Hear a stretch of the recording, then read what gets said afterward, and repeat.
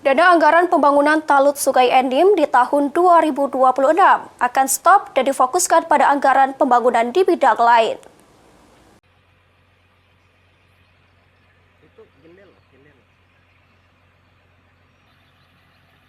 Pembangunan talut di sisi kiri dan kanan Sungai Enim yang membentang dari Jembatan Enim 1 hingga Jembatan Enim 2 dihentikan sementara. Pemerintah Kabupaten Muara Enim juga menghentikan dana anggaran untuk pembangunan talut tersebut.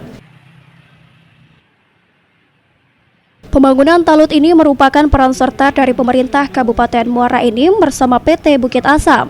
Dimaksudkan talut tersebut bisa menjadi salah satu destinasi wisata sungai dan mempergerakkan penggiat UMKM di Kabupaten Muara Enim.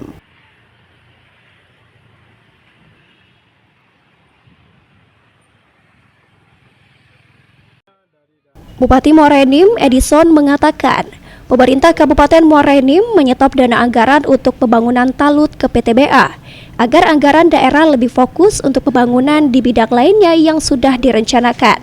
Nantinya PTBA akan meneruskan pembangunan pada tahun 2026 dengan alokasi dana sendiri hingga pembangunan talut diselesaikan secara utuh.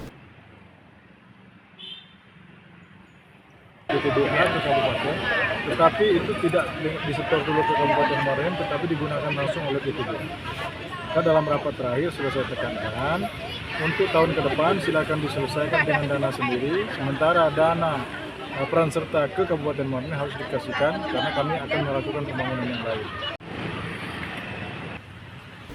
Harapannya, talut di Sungai Enim ini bisa diselesaikan sesuai target dan bisa dimanfaatkan masyarakat, bahkan bisa menjadi daya tarik wisatawan serta menghidupkan perekonomian masyarakat lokal. Mardiansyah, PAL TV.